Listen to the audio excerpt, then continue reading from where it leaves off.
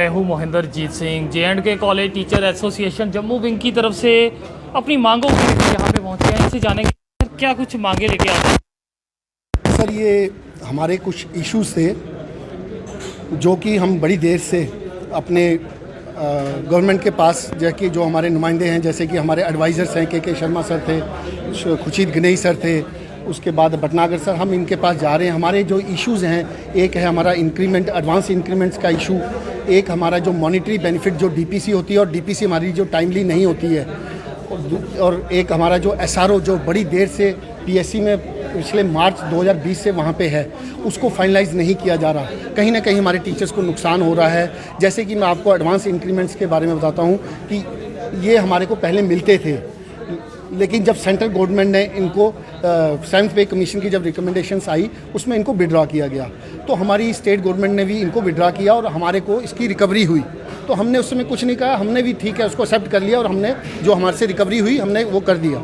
लेकिन 2 महीने बाद ही थ्रू आउट ये जब रिजल्टमेंट होती है पूरे इंडिया में, तो इसको फिर से रिस्टोर कर दिया जाता है और पूरे इंडिया में ये रिस्टोर हो जाते हैं। लेकिन आज 3 साल हो गए हैं, हमारा जो फाइनेंस डिपार्टमेंट है ये इसको रिस्टोर नहीं कर रहा, जबकि हमारे डिपार्टमेंट ने इसको 3 कमिश्नर जो कि सरिता चौहान मैडम थे, हमारे रोहिला सर थे, अभी जो हमारी नई मैडम आई है सुषमा, उन्होंने सभी ने एक प्रॉपर एक पॉजिटिव नोट बना के इसको सेंड किया है कि इसको ये लगाना है और ये होना इनका पार्ट है।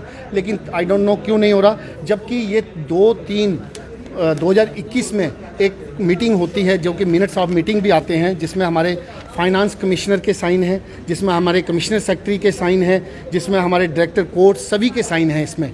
और ये मिनट्स ऑफ मीटिंग जो हैं वो इसमें रिजॉल्व भी किया गया है कि the department of higher education will prepare the guidelines in this regard for implementation of the incentive. लेकिन आई डोंट नो ये तो क्या वजह लग रहा है फिर भी इस तरफ ध्यान नहीं दिया जा रहा। यही वजह है कि हम आज आपके माध्यम से एलजी साहब को हम रिक्वेस्ट करते हैं कि सर आप इंटरवीन कीजिए और ये जो कारण है इसका पता लगाइए, जबकि ये रिजॉल्व भी हो चुकी हैं चीज़ें, तो हमें क्यों नहीं मिल रही हैं। दूसरा सर, डीपीसी जो है, डीपीसी हमारे डिपार्टमेंट में टाइमली नहीं हो रही। डिपार्टमेंट डीपीसी करवाना चाहता है, लेकिन कभी कहीं से ऑब्जर्वेशन लगती है, कभी कहीं से उसका कहीं फॉर्मर कमिश्नर साइन नहीं कर पाते एपीआर।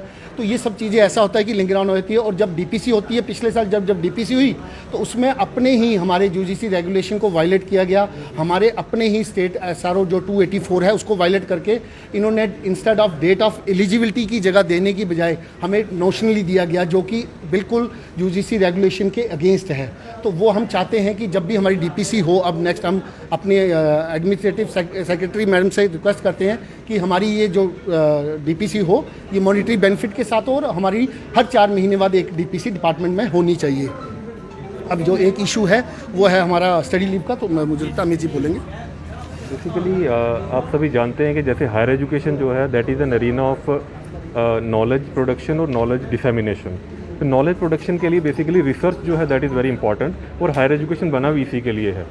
तो इसके लिए क्या होता है कि जो कॉलेज टीचर्स हैं, या तो वो पीएचडी जब करके आते हैं तो वो ट्रेन होते हैं उस रिसर्च के लिए, या तो जो नहीं करके आते देन वो जब डिपार्टमेंट को ज्वाइन करते हैं तो यूजीसी की तरफ से जो यूनिवर्सिटी ग्रांट्स कमीशन है उसकी तरफ से बड़ी होलिस्टिक अप्रोच है। उन्होंने कहा है कि जो हायर एजुकेशन को प्रमोट करने के लिए उन्होंने अच्छे प्रोविजंस जो हैं यूजीसी रेगुलेशंस में डाले हैं, और ये थ्रू आउट इंडिया जो है लागू होते हैं, और हमारी जो यूटी है यहाँ पे भी लागू होते हैं। लेकिन बेसिकली कहीं ना कहीं हम देख रहे हैं कि जो स्टडी लीव जो चाहिए इस रिसर्च को करने के लिए, क्योंकि जो इन सर्विस आ गया उसको 3 to 4 ईयर्स, जब 5 ईयर्स भी चले जाते हैं कि पीएचडी के लिए, तो उसके लिए उसको वो टाइम चाहिए, वो स्टडी लीव चाहिए। अगर वो जॉब छोड़ के विदाउट पे वहाँ जाएगा तो वो कभी भी नहीं जाएगा, क्योंकि उसकी सारी फैमिली है जो वो उसको नहीं वो कैटर कर पाएगा। तो अल्टीमेटली जो स्टडी लीव का प्रोविज़न है यूजीसी गाइडलाइंस में, तो वो हम चाहते हैं यूटी ऑफ जो J&K है वो इसको अडॉप्ट करे, क्योंकि जो न्यू एजुकेशन पॉलिसी है और जो रूसा है राष्ट्रीय उच्चतर शिक्षा अभियान, उसके तहत टीचर जो है कि हायर एजुकेशन तब तक आगे नहीं बढ़ सकता जब तक टीचर को जो फैसिलिटीज़ हैं या टीचर जो है वो सेंटर पॉइंट नहीं बनता।